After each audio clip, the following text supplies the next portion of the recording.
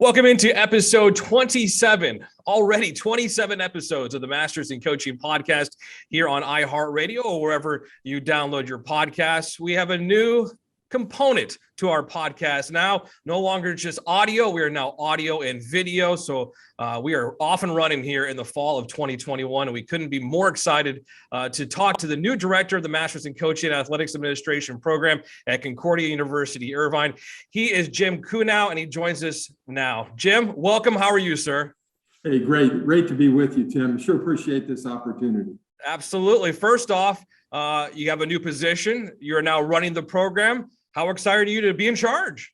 Oh, I'm extremely excited. You know, I was a head football coach for many years. And one of the things I enjoyed most about that was working with other coaches.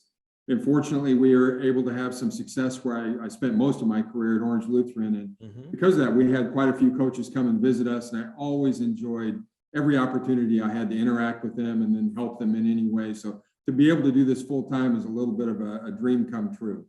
Now, you took over for Tony Diaz after his retirement. What is it like taking that baton now and heading forward as the director and kind of putting your own stamp on the program? Sure. Well, I think first of all, you know, Tom White, who was our original founder, Tom built this program from nothing. It's the first great program in this field. I think he taught it out of the trunk of his car with his first 12 students, and then built it to the point where, you know, we've had over 1,000 students in our program at any one time and over 4,000 graduates. Then he passed it on to Tony, who did a great job and got us through the bulk of COVID, I think, which was no small feat. So following in the footsteps of Tom and Tony is a real privilege, and one I really enjoy. And I think probably the biggest slight thing that we've added to it is to really emphasize equipping and empowering our coaches in every conceivable sense to be great agents of transformation in the lives of young people, whether that's working with kids in middle school or the majority of them are either in high school or college with those college age students, but to really cause a profound and lasting impact in those young people's lives. You know, we're just kind of putting a little bit more of a laser focus on that. You mentioned it, 19 years at Orange Lutheran, 6 years at Rancho Christian. You won CIF Southern Section titles. You won a state championship in both spots. Your background as a football coach and now being an administrator and overseeing this program at Concordia University Irvine. I just want to go back to your days as a head football coach. Is that something you wanted to get into? Obviously, you were in it a long time at different stops and very successful, but was that something you always thought and saw yourself doing? Ironically, no. When I first started off, I was in business for a while, got a master's actually in international business and was involved in that for a little while, but I just wasn't that fulfilled. There's an old saying that your career is what you're paid to do and your calling is what you're made to do. Well, for me, I found out, you know, that career wasn't all that fulfilling. And then it just through an irony of a couple of personal connections I had, I got involved in coaching, and I found that was my true calling. You know, I think what God had really prepared me to do. And so I just loved it. Once I got into it, I no longer was in a career, but living into my calling. And that's all the difference in the world, really. It's funny because you take over a program at Concordia University there. As you mentioned, your two predecessors before got it going and have taken it to the level that it's at. And you're going to take it to an even greater level, of course. But when you took over your two football programs at Orange Lutheran and at Rancho Christian, two spots that you helped build and you really put your stamp on there, and you started from the ground floor. Sure did. At Orange Lutheran, when my first year as head coach in 1993, we had 21 players on our team. And California has about 13 different divisions, Division I being the highest. We were in Division 12, and we were kind of the bottom feeders in Division 12. But we had a plan that we worked pretty continuously. And it took us about 8 or 9 years, but we got to that Division I level to the point at which we were able to compete effectively with the top schools like Mater Dei and Servite and St. John Bosco. And that was great. But, you know, the biggest thing that drove me there is what drives me now. And that is that I always felt like that character and faith are developed the most when the adversity is the greatest, when the challenges are the greatest. And of course, as a competitor, I think you always want to play against the best and test yourself against the best. But I think the thing that distinguishes our program in this field was the same thing that drove me back then. It was making a big difference in the faith development and character formation of the people that you work with.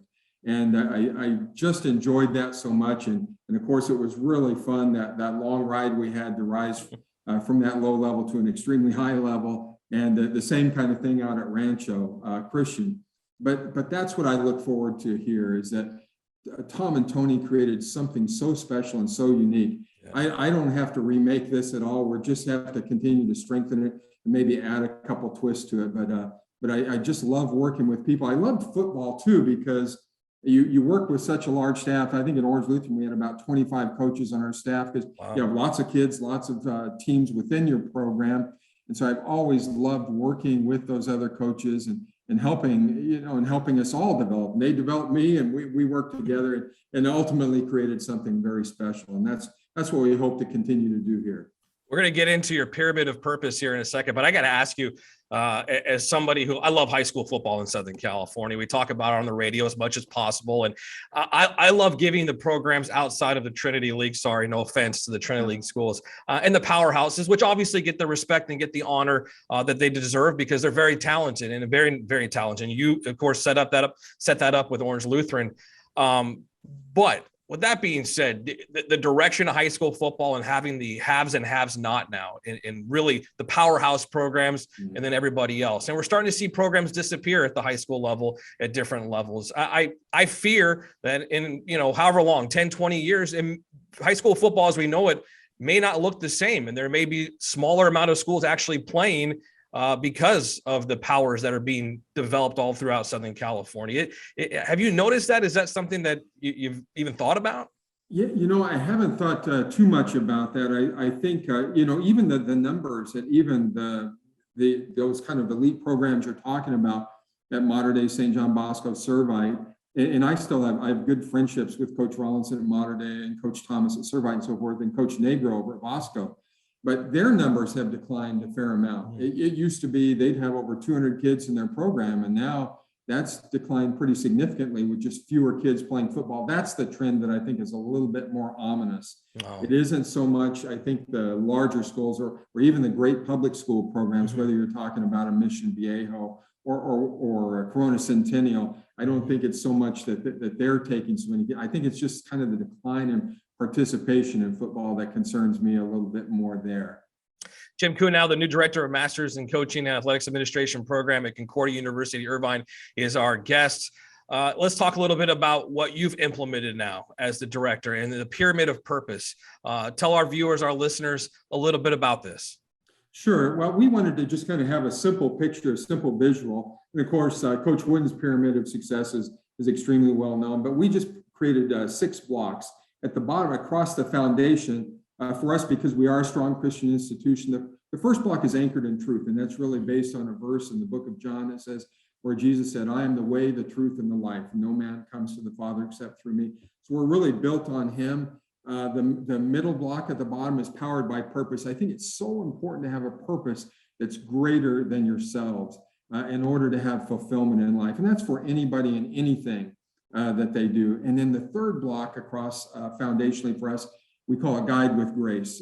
We each day we believe we draw our breath by the grace of God, our creator, our sustainer, and our redeemer. And that's how we want to treat our students. Every student that comes into this program is treated with grace, with respect and dignity, as we see them as children of God, literally, handcrafted and specially made, every person that we deal with. And I think that helps our program too, because people come in and they feel cared for. They know, yes, there are high standards. They're going to work hard. They're going to learn a lot. They're going to engage. They're going to network, but they're going to do it in an atmosphere that's really an empathetic atmosphere where we understand that they're working professionals, that they're doing serious jobs, and we work with them hand in hand and try to meet their needs as they progress through the program. So that's the base of it. And then what we hope to do is to create coaches and athletic administrators who walk out of here with a complete understanding of how important it is to have exemplary character, to be paragons, models of excellence,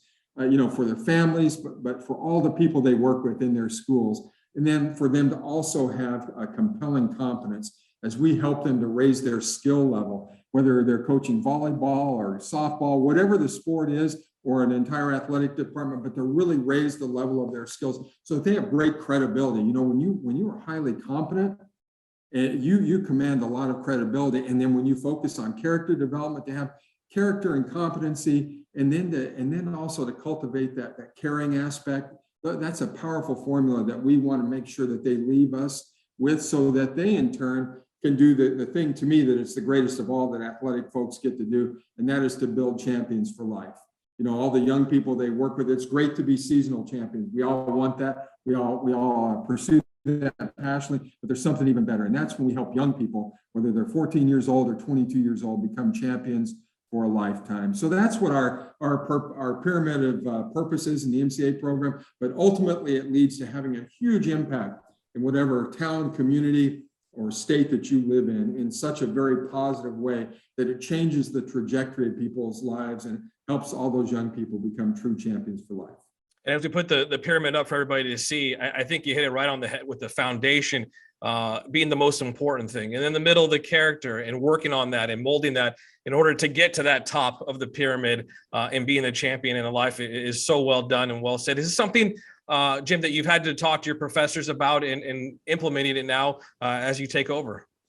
Yeah, it is. We've shared it, but the great thing is with all the men and women that we hire as instructors and they've already lived this out, or they wouldn't be joining us, and we certainly wouldn't hire them. But just to be very candid, they are people who have lived out in their lives that pyramid, and they are paragons where they're at.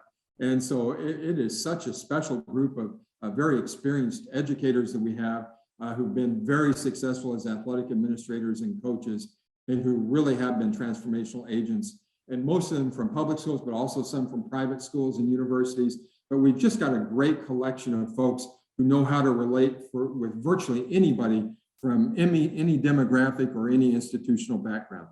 Jim, coming out of the pandemic, coming out of the shutdown, have you guys noticed an uptick in people wanting to maybe further their education, or maybe wanting to further their job placement and looking at Concordia as an outlet to do that? Yes, I think, Tim, you're exactly right. I think, that one of the things the pandemic did, I think it forced us all to do two things. I think it helped us all to focus on how precious life is, but it also caused all of us to reflect on, hey, how am I doing? Am I in the right profession? And in the profession I'm in, am I maximizing my talents and my gifts? I think as we all kind of saw how precious life is through the pandemic. And so I think as a consequence, we've had many, coaches come to us who want to expand their abilities and skills. And so that's happened, but also people wanting to get into coaching and teaching. I think it was the great evangelist, Billy Graham, who once in encouraging a coach who was wondering whether or not he was in the right career, he said, look, you as coaches will influence more people in 1 year than most of us will in a lifetime. And I think that's where there's such great fulfillment, I think, in this great profession. And so it has, I think, caused an uptick in interest. Largely coming out of the pandemic. I think you're right. Well, Jim, we appreciate your time. Thank you so much for sharing about what you're doing and leading at Concordia and the program, and the pyramid of purpose is fantastic. I know people will benefit tremendously from it. Thank you so much for your time. Thank you for sharing what is happening now and your leadership moving forward. Very exciting times there at Concordia University Irvine in the Masters in Coaching Athletics Administration program. Thank you so much.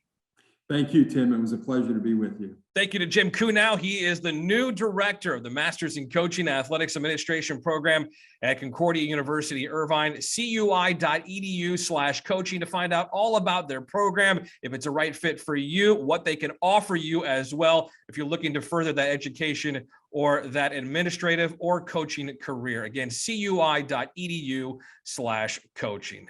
Thanks again to Jim. Thank you for watching. Thank you for listening on the iHeartRadio app or wherever you get your podcast. Until next time, so long, everybody.